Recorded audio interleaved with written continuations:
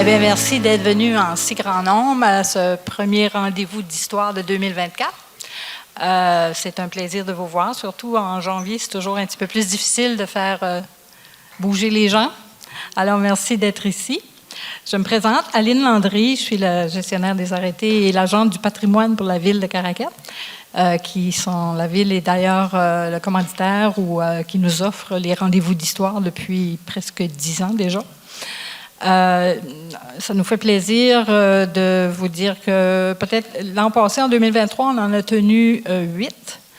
Cette année, on va essayer de dépasser ça encore plus. Les prochains rendez-vous vont être en février. Il va y avoir la semaine du patrimoine provincial qui se tient du 12 au 19. Et on va essayer de vous faire une programmation très intéressante. Il y aura certainement un rendez-vous d'histoire, entre autres, avec Clarence nous offre un rendez-vous à l'église. Le rendez-vous a déjà été présenté l'été dernier à quelques reprises, mais on va le reprendre pour le présenter aux étudiants des écoles. Mais vous êtes quand même invités à assister, ceux qui ont manqué le rendez-vous de l'église. C'est vraiment intéressant. À part ça, c'est ça. Je vais laisser la place aux conférenciers invités, Clarence Le Breton. Par contre, j'aimerais souligner la belle collaboration ce soir de l'hôpital L'Enfant Jésus. Ça a été un beau partenaire à travailler avec.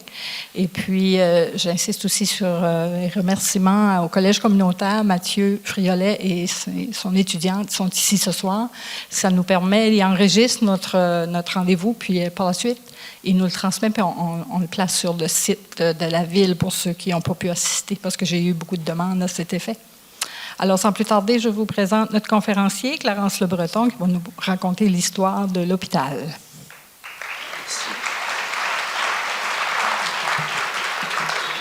Alors, merci tout le monde d'être venu. Évidemment, ce soir, parce que les rendez-vous d'histoire qu'on fait, soit Bernard, M. Landry, moi-même et autres, ont un aspect très régional la plupart du temps, que ce soit les hôtels, le train, quoi que ce soit. Mais ce soir, c'est vraiment Caraquet. Hein? C'est surtout Caraquet. Mais au départ, je dois aussi vous dire, et vous allez me pardonner, je ne parlerai pas des employés passés, des employés futurs et des employés présents, parce que c'est au-delà. C'est près de 2000 personnes qui ont travaillé à l'hôpital depuis 60 ans. Et il y a eu des fêtes. Il y a eu des fêtes, le 10e anniversaire, le 15e. Il y a beaucoup de photos, il y a beaucoup d'écrits. C'est pas nécessairement le sujet que je veux aborder ce soir. C'est surtout la genèse du projet de l'hôpital, avec évidemment un peu d'histoire de Caraquet reliée à ça. Au départ, j'aimerais souligner la présence de 2 religieuses hospitalières, qui est sœur Zélie Codeg et sœur Thibodeau. S'il vous plaît, veuillez vous lever pour qu'on vous reconnaisse.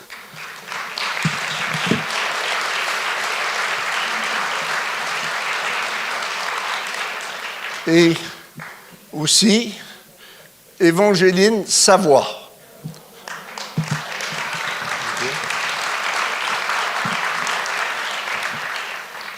Je souligne aussi que peut-être pour la première fois au rendez-vous d'histoire, nous avons les 3 paliers de gouvernement, c'est-à-dire le maire, la députée provinciale et le député fédéral.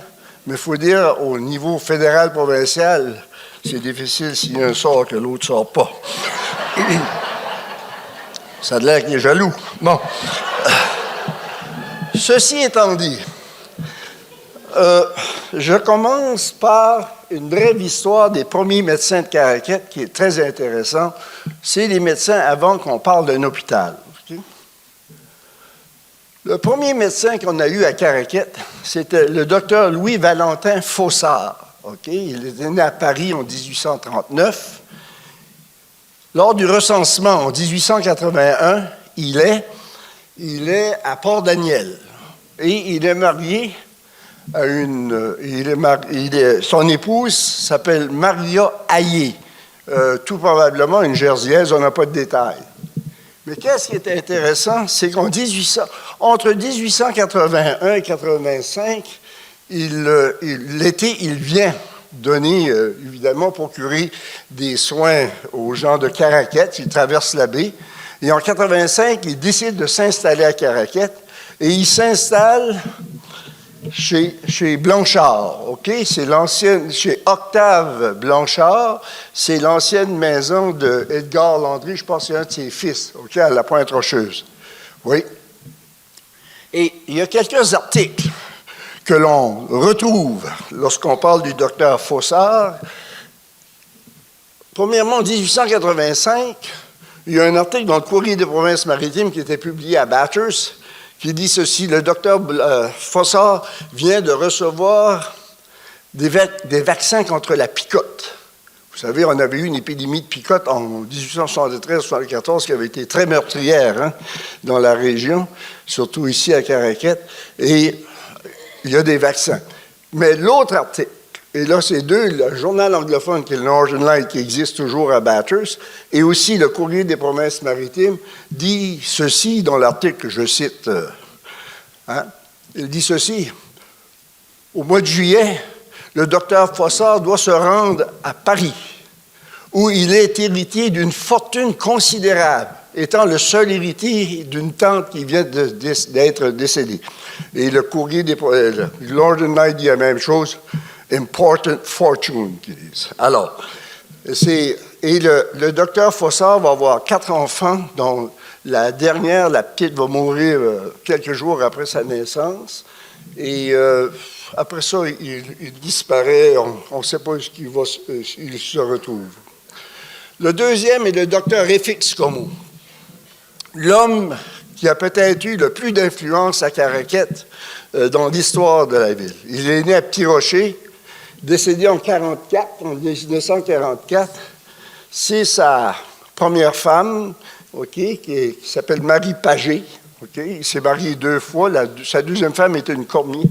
Alors, il a joué un rôle très important dans l'histoire de Caraquette, en plus d'être médecin. Pour vous donner une idée, premièrement, il va être le médecin attitré du Collège de Caraquette. Et lorsque Monseigneur Allard meurt en 1912, Monseigneur Allard avait mis dans son testament qu'il voulait avoir l'ablation du cœur et après ça, mis dans un reposoir dans la chapelle du collège. C'est ça qu'il va faire d'ailleurs. Mais il va être aussi un homme très impliqué dans la région. Il est un des fondateurs avec Pépé Moret de Gloucester Navigation Company, qui était un vapeur qui faisait de Dalhousie à la Mecque en passant à Caraquette et ailleurs. Il va être le fondateur, et écoutez ceci, de la Caraquette Electric and Water Power Corporation en 1906, parce qu'on veut l'électricité. Il va être le président fondateur de la première chambre de commerce en 1920, justement pour essayer de convaincre les autorités du moulin de Bathurst de descendre, évidemment, l'électricité à Caraquette, ce qui arriva seulement en 1939 avec la Gordon Pugh. C'est un personnage très important. Le troisième est le docteur Edmond Haché. Alors, docteur Edmond Haché est né en 1992, il décède d'une crise cardiaque en 1945, il a 53 ans, et il va s'installer chez Léo, vous savez, la maison à Léo Chenard, à côté, vous avez comme un bureau, là, il va s'installer là, OK? À côté, pas loin du Dixilly, justement. Gradué du Collège de Caraquette, il fait sa médecine à Laval et il gradue avec très grande distinction. Et lorsqu'il vient à Caraquette, après avoir reçu son diplôme, une très grande fête est faite est tenue à l'hôtel Dominion, qui a disparu maintenant à côté de l'hôtel à Gérard-Paulin. Une très grande fête où ils ont des discours de F.T.B. Young, de Pépé Moret, du docteur Comeau. Et la maison, il avait un frère qui était Edgar Haché à Saint-Anne-du-Bocage. La maison existe toujours, d'ailleurs. OK, Edgar Haché, qui était le père, évidemment, du denturologue Claude Haché. C'est cette famille-là. Suite à la mort du docteur Haché en 1945, 2 médecins, le docteur Leblanc et le docteur Nadeau, vont se succéder jusqu'en 1953, soit à l'arrivée du docteur Savoie. Le docteur Savoie, comme vous le savez, était de Louisville, au Québec, OK? Et lorsqu'il arrive à Caraquette en 1951, en juillet 51, il est accompagné de son épouse, Isabelle Bourgeois, qui est également médecin. Isabelle Bourgeois était la fille du docteur Bourgeois de Tracadie. Et évidemment, elle va pratiquer quelques années lors de l'arrivée, et c'est sa maison. Et Daniel Savoie me dit, vous voyez la petite ajout là, ça a été, la maison appartenait à Arcade Doucette, qui venait de l'abbaye Sainte-Marie, et il va ajouter pour son bureau. Alors, pour les gens de mon âge, on a tous été dans ce bureau-là. Hein? Oui. Et vous avez une photo prise lorsqu'ils sont étudiantes à l'Université Laval, le docteur Savoie et sa jeune épouse Isabelle. Oui. Et là, on a eu le docteur Sarda. Le docteur Sarda, j'arrive là, c'est lui là. Okay? C'est un Français aussi. Et le docteur Sarda va être ici, il arrive, il est au sanatorium. Okay? C'est un Français, il arrive de France, il va être au sanatorium à Bathurst. Et en 1955, arrive à Caraquette. Et il va bâtir la maison qui a été occupée par la famille Edmond-Genet depuis tout le temps. Et son bureau, c'était là. Okay? On descendait au sous-sol. Et puis, je vais vous raconter une petite histoire, parce qu'il est assez particulier, les Sarda. J'avais, je ne sais pas, 8 ans peut-être. On ramassait des bouteilles dans le portage avec un petit troc, moi puis son fils Michel. Okay? On est dans les fossés, puis on est plein de vases, puis on ramasse les bouteilles, parce que dans ce temps-là, on les garochait, les bouteilles. Hein? Et Mme Sarda arrive. Elle nous dit, là, non. Vous ramassez des détritus dans les fossés, c'est pas convenable. À la maison, OK? Et j'ai arrêté de ramasser des bouteilles. Oui. Et là, évidemment, nous avons eu une première tentative d'un hôpital à Caraquette. Et je vous explique. Lorsque on a construit la Gordon Pugh en 1939, OK, qui a ouvert ses portes le 8 juin 1940, le gérant, OK, qui est le monsieur ici, qui est M. Yelton, OK, qui vient du Massachusetts. M. Yelton s'avait fait bâtir une maison, OK, la maison que vous voyez, que le docteur Frenette a opéré dedans depuis beaucoup d'années. Et M. Yelton est rapatrié, si vous voulez, par la compagnie, parce que c'est une très grande compagnie, la Gordon Pugh. Il offre la maison au diocèse. Et il dit, j'aimerais que vous en fassiez une clinique médicale ou un petit hôpital. Pourquoi? Parce qu'à la Gordon Pugh, il y a beaucoup de filetteurs. On travaille, évidemment, avec des couteaux et on se blesse pas mal. Hein? Et on a besoin d'une infirmerie, on a besoin de quelque chose. Et on va demander, évidemment, aux hospitalières Saint-Joseph, qui est à Tracadie, et ils vont refuser parce qu'écoutez, la guerre, on est en 1940, la guerre est déclarée, ils ont beaucoup de fer au feu, et ils disent non. Ils refusent, et la Gordon Pugh sera obligée de se bâtir une clinique sur le terrain de la Gordon Pugh avec 2 infirmières, OK, dont la première ici, c'est Mme Reeve, la femme de Harry Reeve, mais qui était une Albert, OK? Et l'autre madame, c'est Mme Eddie Matterson, qui est originaire de Saint-Simon, OK? Alors, nous, quand on était petits, parce qu'on restait tout près de la Gordon Pugh, lorsqu'on se coupait ou quoi que ce soit, on allait là, puis ils nous rafistolaient. Oui. Alors, la troisième partie, pourquoi vous êtes ici ce soir, c'est l'hôpital. Alors, on va commencer par vous dire ceci. Tout commence à Caraquette avec le bicentenaire de la déportation en 1955, et je dirais même l'année d'avant, 1954, lorsqu'on prépare cet événement-là. En 1954, on commence à préparer les fêtes du bicentenaire pour faire un grand événement à Moncton. Écoutez, c'est là que les choses doivent se passer. Mais à Caraquette, on a Martin Légère, qui lui décide que ça va être à Caraquette. Et, vous savez, il y a 20 000 personnes qui vont venir à Caraquette cet été-là fêter le bicentenaire. Ça a été, si vous voulez, l'éveil. Et c'est l'époque, évidemment, où tout va commencer. Pour vous donner un exemple, de 55 à 68, on bâtit la Fédération des caisses populaires. Okay? On bâtit les écoles, les 3 petites écoles, là, le Boutillier, annexe puis supérieur. On bâtit l'école des pêches. On bâtit le musée. On bâtit la Villa Beau Séjour. On bâtit l'école de la Nacelle. On bâtit l'ABC et le chantier naval. On bâtit la Belle Baie. On bâtit l'Aréna. Et on bâtit l'hôpital. Jamais dans notre histoire, et jamais qu'on verra ça de nouveau, hein, une effervescence que je vais appeler immobilière de cette envergure-là. C'est pour vous, les politiciens, là. Hein? Alors, l'hôpital. C'est un énorme projet. Écoutez, Caraquette, à l'époque, à peu près 5 000 personnes. On est un village. Hein? On était le plus long village au monde, mais on n'était qu'un village, non incorporé. Alors, la construction de l'hôpital va impliquer quoi?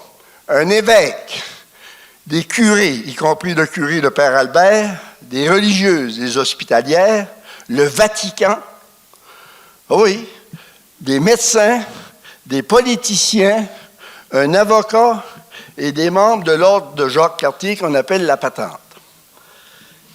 Et c'est très important ici, je l'ai mis en dernier pour me souvenir de vous dire ceci, c'est que la patente, on appelait l'ordre de Jacques-Cartier, mais ici on l'appelle la patente, qui a eu ses difficultés en fin de règne, était une organisation très puissante et qui était au-delà de la politique. Les gens de l'ordre de Jacques-Cartier de Caraquette étaient des conservateurs et des libéraux. Et les projets qu'ils pilotaient ou qu'ils étaient, si vous voulez, promoteurs, ne considéraient pas nécessairement la politique. Ils étaient dans le même bateau. Alors, l'idée d'un hôpital à Caraquette nous vient d'un médecin anglophone du nom de Joe Ryan. Originaire de Bathurst, il était le fils de John Ryan.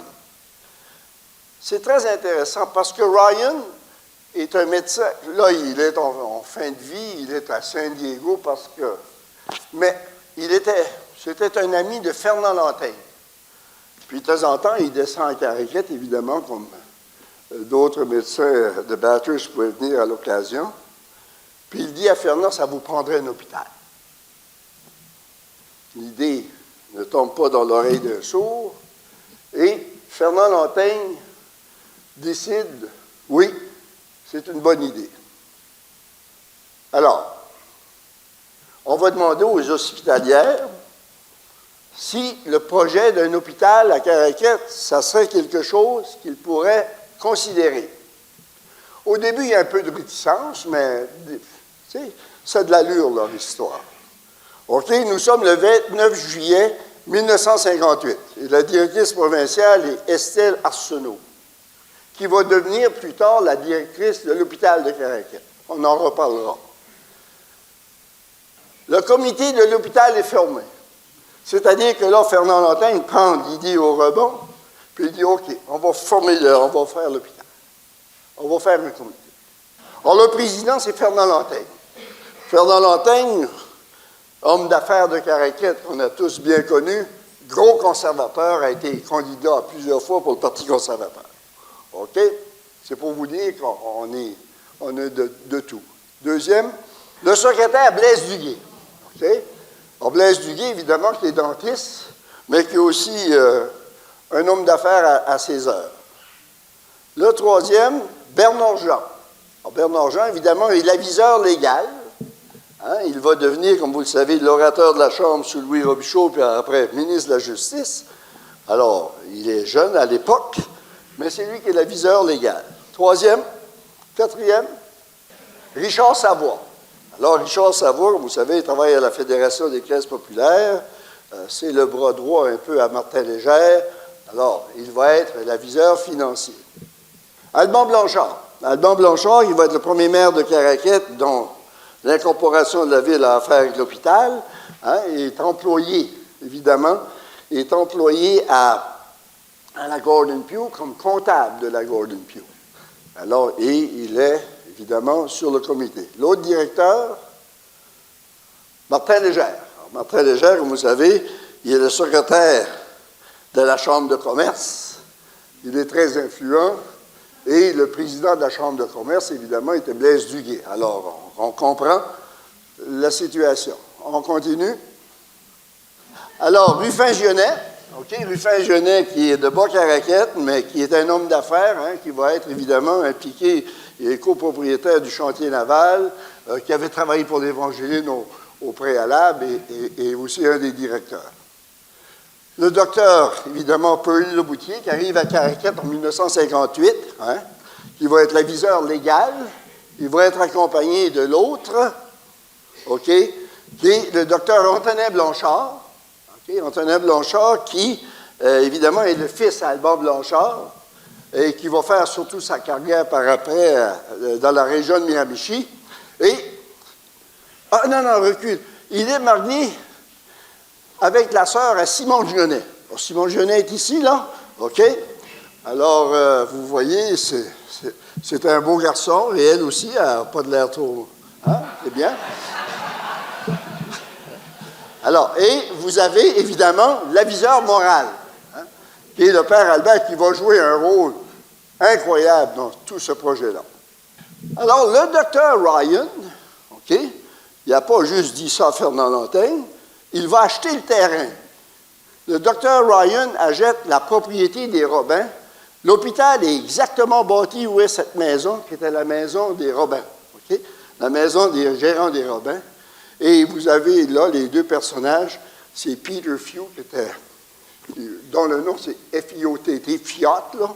On l'appelait le bonhomme Few, et sa femme était la fille de Blackhawk. Alors, le terrain est acheté par le docteur Ryan. Problème financier, très peu de temps après, et il le vend le terrain à Blaise Duguay. Et là, malgré qu'on n'a pas, si vous voulez, des sœurs hospitalières, un oui, le père Camille Albert demande à son évêque, et le père, qui était le Monseigneur Leblanc, qu'il pourrait demander au curé des paroisses avoisinantes de faire une levée de fonds. Saint-Simon, Bas-Caraquette, Paquetteville, bref, les paroisses, l'ancienne paroisse du district numéro 5. Et Monseigneur Leblanc, qui va jouer un très grand rôle aussi, dit oui, pas de problème, vas-y. Et on va ramasser 2000 piastres qui vont servir à l'élaboration des plans. Alors, c'est un début. On n'a personne pour mener l'hôpital, un peu comme le Monseigneur alors, lorsqu'il avait bâti le collège. Tu sais, c'était bien beau bâtir un collège, mais si tu n'as personne pour enseigner dedans, hein, avant qu'il ait pu convaincre l'évêque de Chatham que c'était que les Udis viennent, hein, il y a eu un collège qui appelait son presbytère, mais c'était un collège. Alors, c'est le même défi ici. Il faut convaincre les hospitalières. Oui, ça n'a pas été difficile au début. Mais on n'a pas de ville. On a un village, mais on n'est pas incorporé. On fait partie du conseil municipal de Gloucester à Bathurst. Alors, en 1959, parce que c'est bien beau avoir des plans, on a ramassé 2000 piastres, mais ça prend plus d'argent que ça. Alors, Bernard Jean, assisté de Jean-Paul Lantin, vont aller devant le conseil municipal de Bathurst, plaidoyer pour que le conseil s'engage financièrement dans le projet. Écoutez, ce n'était pas énorme, mais c'était dans l'ordre de 30 000 $. Et le conseil va dire oui. L'année suivante, en 60 élections, le conseil dit non. Ils reviennent sur leurs paroles, on est mal à manger. Alors, les religieuses nous disent oui. Ça a du bon sens, on est intéressé, oui. Et la directrice provinciale, qui est sœur Violette, la sœur Violette Martyr, dit on peut y aller de l'avant, on est d'accord, mais on est loin de. Mais le projet reçoit un coup très dur. Lors d'une assemblée de la Chambre de commerce, le docteur Savoie se lève et dit gardez. Tout ça nous prendrait, ça serait une petite maternité. Parce que sa spécialité, c'était l'obstétrique, le docteur Savoie. Alors, il dit, gardez, là, il ne faut pas perdre trop de temps. Et là, évidemment, Richard Savoie, dans ses notes, dit, le projet a presque déraillé doit-là. OK? Parce que ça y allait mal. Là.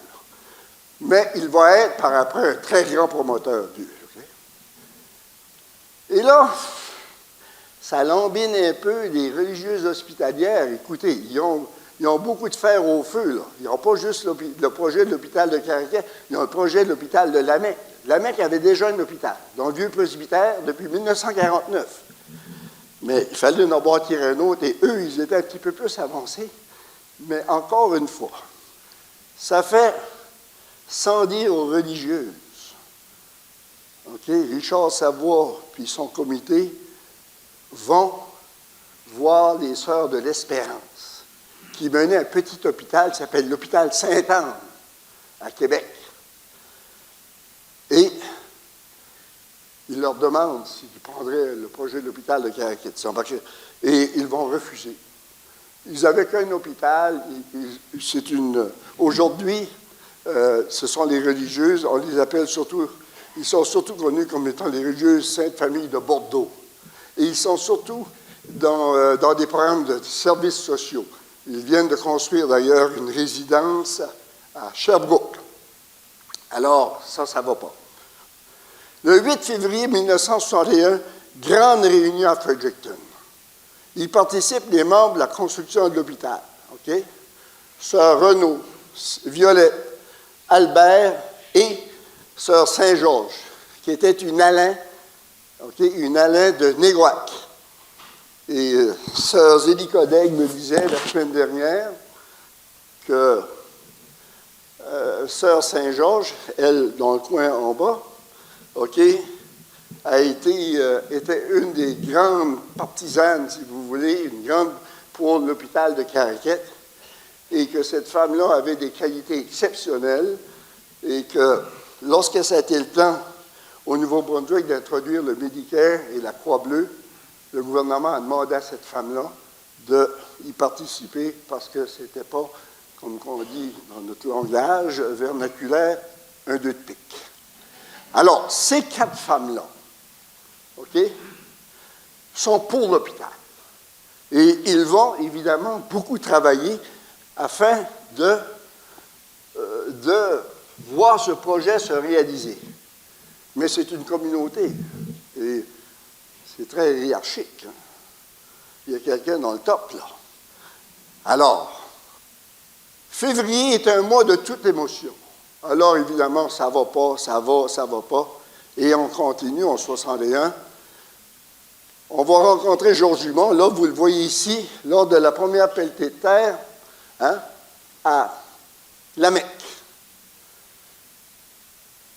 Et là, il va dire aux gens de Caraquet, parce qu'il est le nouveau ministre de la Santé sous le nouveau gouvernement de Louis Robichaud, pour convaincre les autorités, et d'une part les religieuses, hein, il faut que vous ayez un montage financier qui se tient, et la seule manière d'avoir de l'équité, c'est-à-dire de l'équité pour contracter un prêt, ça serait d'incorporer le village en ville. Okay? Et c'est pour cette raison-là qu'on va, n'est-ce pas, incorporer la ville de Caraquet pour créer de l'équité pour l'hôpital. Alors, il ne restait à cette époque-là que de recevoir l'indulte. Okay? L'indulte, c'est quoi? Vous savez, les communautés religieuses, les hospitalières, bien, ça relève tout du Vatican. Hein. La religion catholique a ses lois et ses règles, qu'on appelle le droit canon. Et un indulte, c'est une dérogation au droit canon. Dérogation, c'est un mot un peu fort, je dirais une permission. Parce qu'on s'engage dans un projet qui représente beaucoup de responsabilités, il faut demander au Vatican cette dérogation-là pour qu'on s'engage. Or, la manière que ça se fait, c'est que l'évêque, la communauté va demander à l'évêque, et l'évêque, règle générale, ça sera au Vatican, mais dans ce cas-ci, je pense que le nonce apostolique à Ottawa aurait dû régler le problème, mais on le reçoit. 15 février, rien ne va plus. Alors, ça va mal, là. Sœur Marie de la Fère avertit son conseil provincial de retarder les projets de Lamec et de Caraquet. Wow.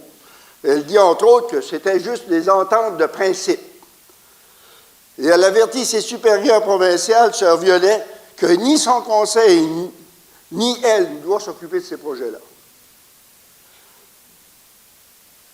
Sœur Lafère, Marie de Lafère, c'est son nom de religieuse, c'est le nom, évidemment, de la fondatrice de la communauté hospitalière Saint-Joseph en 1636 en France. Elle, c'est Marie-Jeanne de Villeneuve. C'est une franco-ontarienne dans la région de Cornwall. Elle a fait ses études à Roxborough. Et c'est une femme imposante, dans tous les sens du mot. OK? Dans tous les sens du mot, c'est une grande administratrice. Et elle dit, on se calme. C'est la panique. Parce que là, réunion d'urgence au presbytère de Caraquet. Et on demande une rencontre d'urgence avec la sœur supérieure générale de la congrégation hospitalière, avec sœur Marie de la Fère. Fernand Lantaigne et autres montent à Montréal. Okay, avec Richard Savoie, rencontre la religieuse en question et son conseil restreint, et pendant 2 heures, ils vont évidemment beaucoup discuter pour promouvoir le projet. Okay? Et la sœur Daigle me disait aussi cette semaine, ou la semaine passée en tout cas, on s'est vu à quelques reprises, parler souvent, elle dit, nous les religieuses, on demande toujours un temps de réflexion. OK? On ne saute pas. Alors, la sœur dit, je vais réfléchir. Et Richard dit dans ses notes, et là, c'était, on n'a pas passé une bonne nuit, mais ils ont été au hockey, ils ont été voir les Détroits contre Canadiens. Et le lendemain, elle dit oui. La supérieure générale garantit que la ville serait incorporée, sécurisant ainsi le montage financier. Alors ça, là, c'était la grande nouvelle. Okay? Mais là, incorporer une ville, tu ne décides pas ça avec ta petite gang, là. Alors, on a une grande réunion au Théâtre Bellevue, hein, où on allait voir Marcel Martel, puis Paul Brunel, puis Roger Miron. Vous vous en souvenez de ça? Moi, j'ai vu la fille à Marcel Martel, comment ça s'appelle? Renée. Hein, j'avais 12 ans. Je n'ai jamais vu une belle fille de même. Moi.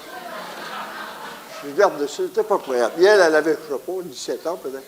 Alors, on a une grande réunion où on dit aux citoyens présents, OK, qu'il faut incorporer la ville, qu'on a un projet d'hôpital, que les hospitalières ont dit oui, tout va là. Okay? Et on va tenir un plébiscite dans les jours suivants. Les 512 citoyens vont se prononcer pour, entre 53 contre. Et on incorpore la ville. Alors, vous avez le premier conseil municipal, hein, avec évidemment Omer Genet, Réal Leblanc, Fernand Lantaigne, Stan Dugas, Arthur Dugas, après ça Delbert Landry, Jean Blanchard, qui était secrétaire de la ville, le Marc Duguay de l'époque, beaucoup plus solide d'ailleurs. Hein? Oh oui. Blaise Duguay, hein? Avec Alban Blanchard, Aubert Boudreau, puis évidemment Bernard Jean. Alors c'était tout de même toute une histoire. Hein? Il fallait un conseil de ville et il fallait contracter l'emprunt. Alors, c'est un hôpital de 65 lits avec un coût estimé de 800 000 $. Le 11 septembre 1961, l'ouverture des soumissions, dont la plus basse est de 860 000 $ par la firme Wellon Construction de Campbellton. Ah, OK? On ouvre à 7 heures le soir, mais on ne signe pas. Parce que, c'est pourquoi c'est une tradition à Caraquette, le maire de Caraquette a fait la même chose ces derniers temps. Hein? On dit au contracteur général, on est prêt à t'accorder le contrat, mais tous les sous-contractants, l'électricité et tout, il faut que ce soit des gens de Caraquette ou de très près de Caraquette. Comme qu'on a fait pour l'Aréna, je pense. Alors, l'ouverture des soumissions se fit à 7 heures, mais on va juste signer à 11h30, après qu'on a convaincu Wellon que oui, nous avions les entrepreneurs pour faire des contrats, des sous-contrats. Alors, la première pelletée de terre, hein, avec évidemment le père Albert. Vous savez, lorsqu'on avait acheté le terrain, hein, au coût de 17 000 $, Ryan l'achète, puis après ça, il vend Blaise Duguay, puis après ça, Blaise Duguay le vend pour 17 000 $ pour le projet de l'hôpital. Mais c'est la paroisse qui va payer 17 000 $ en attendant qu'on a du cash. Alors, le père Albert a été très instrumental là-dedans. On recule. Le père Poirier, Marcel Poirier, hein, parce que l'école était menée par les Udis à l'époque, Camille André Leblanc et autres personnages. Alors ça, on est évidemment en septembre 61. Le 19 mai 1963, les fondatrices, c'est-à-dire les 7 religieuses qui viennent à Caraquette, ils arrivent au mois de mai, et Évangéline Savoie me disait, qui est ici présente, comme je vous l'ai dit tout à l'heure, a dit quand on est arrivé, c'était un vrai tintamarre. Elle a dit les gens étaient assez contents, hein, d'être ici. Alors, sœur Évangéline Savoie, qui est la première au bout, okay, après ça, Patricia Ouellet, sœur Admire Doucet, Célestine Allard, Bernadette Lévesque, hein, qui était l'administratrice, la directrice, sœur Sylvia Poirier et sœur Anita Robichaud. Okay? Et là, le 15 août, parce qu'ici, à Caraquette, c'est le 15 août tout le temps. Hein? Ça peut être ouvert, mais... Alors, le 15 août, on va procéder, évidemment, à la bénédiction, à l'ouverture officielle, malgré qu'on avait eu des gens. Et vous avez ici, on ne le voit pas bien, mais c'est Fernand Lantaigne, qui avait été le président du comité. Vous avez Monseigneur Leblanc à côté, qui est là. Et là, si vous allez dans la chapelle de l'hôpital, hein, vous avez l'enfant Jésus de Prague. Faut que je raconte l'histoire de cette statue-là. L'enfant Jésus de Prague tire son origine d'une statuette, en cire d'ailleurs, qui était en Espagne, qui a été faite par un moine en Espagne, 15e, 16e siècle peut-être. Et elle va, au cours des ans, aboutir dans l'église Sainte-Marie de la Victoire à Prague, en Tchécoslovaquie. Et lors de toute la question de l'hôpital, okay, la religieuse ou des religieuses, dont le texte on dit que c'est une religieuse, va faire une neuvaine au petit Jésus à l'enfant Jésus de Prague. Et cette statue-là qui a été reproduite, évidemment, ça c'est une reproduction parce que l'original, elle est toujours à Prague, puis je ne pense pas que quelqu'un va la sortir de là.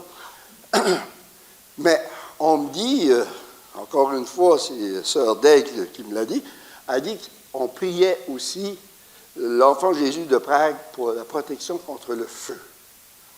Alors, ici, vous avez Fernand Lantaigne, qui a été le président, okay, et vous avez Mme Andrea Lantaigne, qui était mariée avec Charlemagne Mayotte, hein, qui vont offrir une reproduction de l'Enfant Jésus de Prague, qui sera à l'entrée de l'hôpital pendant longtemps et maintenant elle est dans la chapelle, mais c'est une petite chapelle temporaire, je pense, je ne suis pas sûr, là, mais elle est là.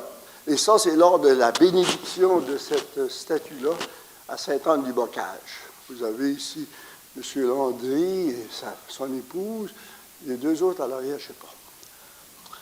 En 1975, sœur Estelle Arsenault, OK, termine. Et là, on va avoir une intérim. Hein? On va avoir une intérim à peu près jusqu'à l'arrivée de Fernand Rioux, en 1916. Annette Chiasson. Armand Mourant, que Mme Mourant est ici, et Mme Lepage. C'est ça. Alors, vous avez l'intérim, et pour la première fois, les hospitalières vont confier la direction de l'hôpital à un laïc. Mais ça ne veut pas dire que le laïc va faire ce qu'il veut, là. Hein? Les religieuses gardent toujours ça. Et il va être le directeur pendant 20 ans. Et dès l'année suivant son appointement comme directeur, il coupe 15 lits et congédie 25 personnes. Belle start. Mais je vais vous dire ceci, si on lit les documents, il a été un très grand administrateur et pendant, il y a des années, qui faisait des surplus, 66 000, 80 000 piastres. Alors, c'était tout de même à souligner.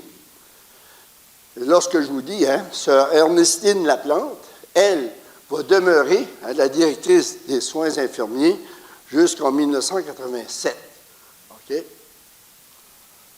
Mais il y a une chose, et l'on dit que lorsque sœur Ernestine quitte, que c'est la dernière religieuse qui travaille à l'hôpital. Mais sur une mosaïque à l'hôpital, sœur Thibodeau, qui est ici ce soir, c'est marqué 78.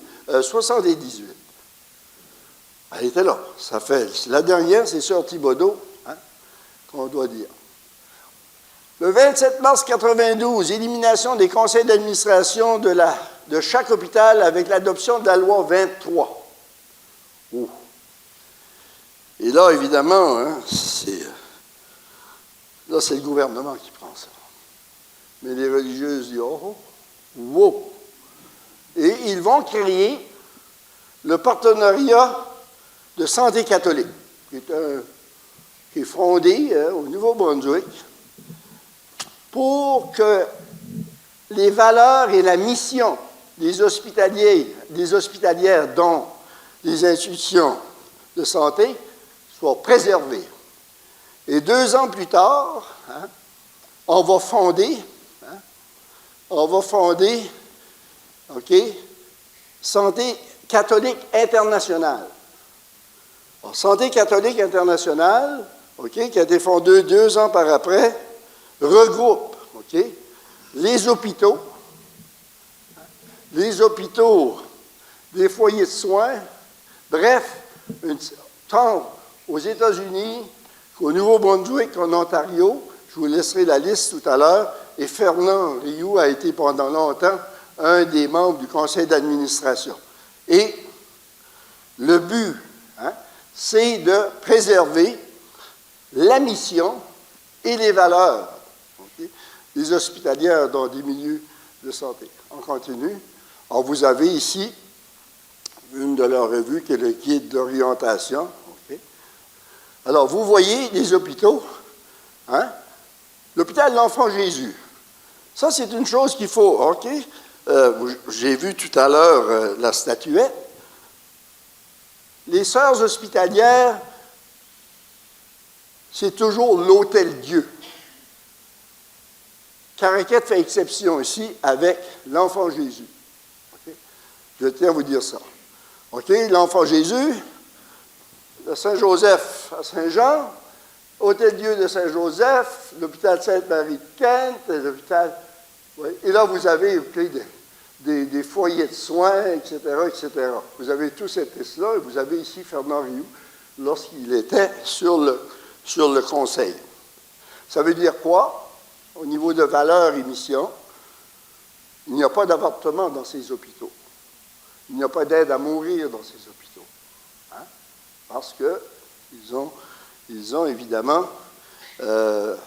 comme valeur, non, ça ne se fait pas dans les hôpitaux catholiques sous, si vous voulez, pas la tutelle, mais sous la surveillance, je dirais, de Santé catholique internationale. Écoutez, c'est un débat, c'est comme les médecins, ils ont un serment d'Hippocrate. Un serment d'Hippocrate, c'est de prolonger la vie, c'est de soigner, c'est pas de tuer. Alors, la discussion sera ouverte dans un autre temps. Les coupures continuent. L'hôpital perd sa chirurgie, sa pédiatrie et son obstétrique. Alors là, ça va mal. Hein? Et là, finalement, on annonce qu'on va la fermer. Ils ont tué l'enfant Jésus, un film de René Blanchard qui est à voir. Et là, vous avez évidemment les marches dans la rue de Caraquette. Et Louise Blanchard, qu'on l'aime ou qu'on ne l'aime pas, malgré qu'elle fait très bien aux élections municipales, c'est elle, finalement, avec son comité, mais qui a, évidemment, monté, si vous voulez, aux barricades pour sauver l'hôpital. Et ici, vous avez une photo extraordinaire. C'est la grande réunion, OK, au carrefour de la mer. Vous avez ici M. Saint-Cyr et Mme Saint-Cyr, Gérard Lantaigne, Livin Lantaigne, vous pouvez vous reconnaître, là, la femme à Victor Lantaigne, là. Bref, hein, c'est la grande réunion où il faut vraiment sauver l'hôpital. Ça qui sera fait d'ailleurs. Et aujourd'hui, on ajoute. Alors, l'histoire de l'hôpital de Caraquette, c'est on coupe, on découpe, on ajoute, on enlève. Hein. C'est un peu l'histoire des soins de santé un peu partout, finalement. Et aujourd'hui, malgré la perte de certains services, l'ajout du service d'oncologie ces dernières années est un grand ajout à notre hôpital. Et moi, je peux vous dire personnellement, j'ai été opéré d'un cancer du côlon et j'ai bénéficié des traitements de chimio à ce centre il y a 3 ans passés. Et les services, il ne faut jamais chialer contre un service de santé, parce que quand tu ne l'as pas, là, c'est là que tu vois que c'est précieux. Et moi, j'ai été traité là comme n'importe où dans le monde. Je ne peux pas demander mieux, OK? Les gens ont de l'empathie, ils comprennent qu'est-ce que tu vis et qu'est-ce qui arrive dans ces moments-là. Tu es très vulnérable et ce n'est pas tout le monde qui peut travailler là-dedans. Et les hospitalières ont transmis, si vous voulez, ce savoir.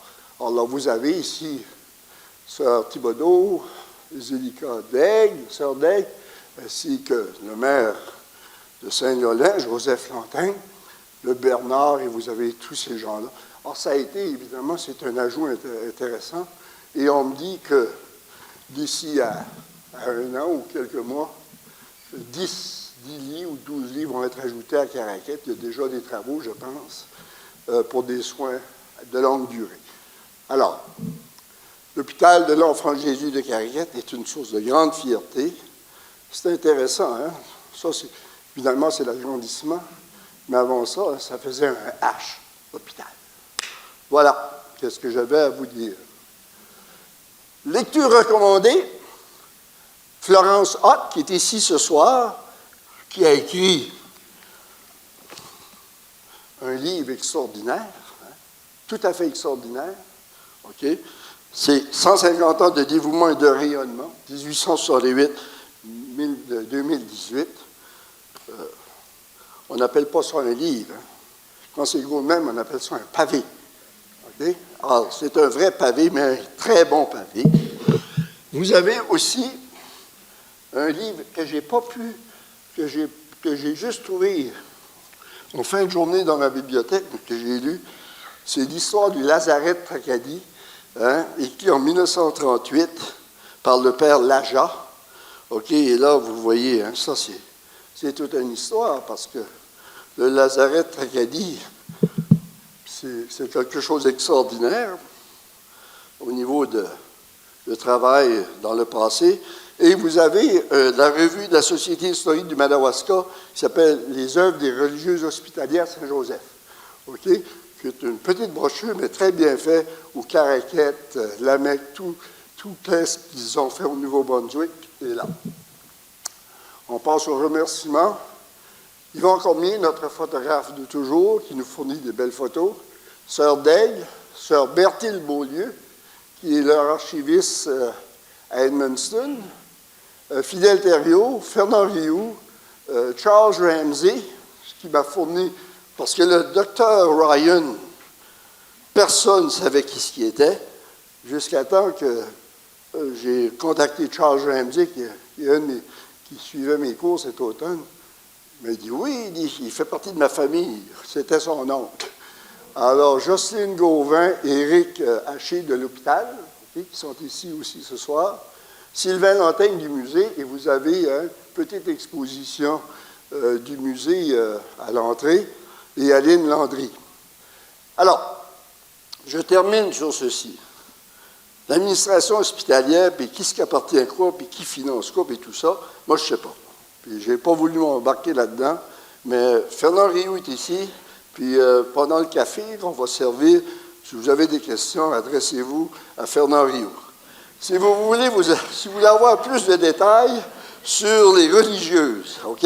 Là, on a deux religieuses ici dont Sœur Daigle s'occupe évidemment des archives à Tracadie et du musée de Tracadie. Je suis sûr qu'elle vous répondra à vos questions.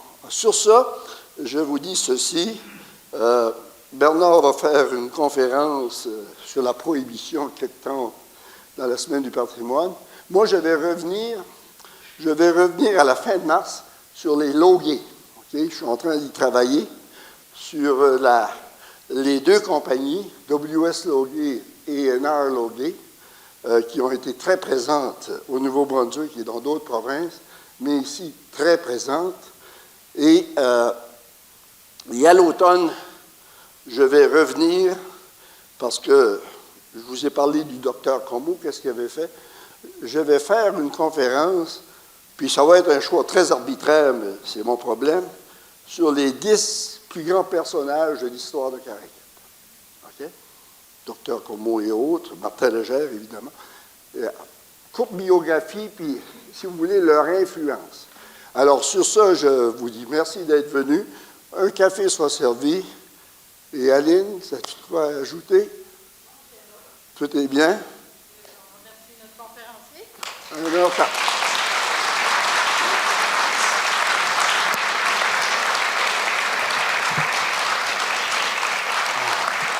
Merci beaucoup, Clarence, c'est très apprécié. Je vous invite à aller continuer les discussions à côté avec un thé, un café, et puis on vous fournira bientôt, moi et Marielle Pitre, l'agente communautaire à la ville, on est en train de préparer une belle programmation pour la Semaine du patrimoine. On va vous faire parvenir ça dans vos courriels. Merci et à la prochaine. Un petit détail que j'ai oublié, nous avons aussi des anciens maires et mairesses de Caraquette ici présents ce soir. Okay? Voilà. Bon.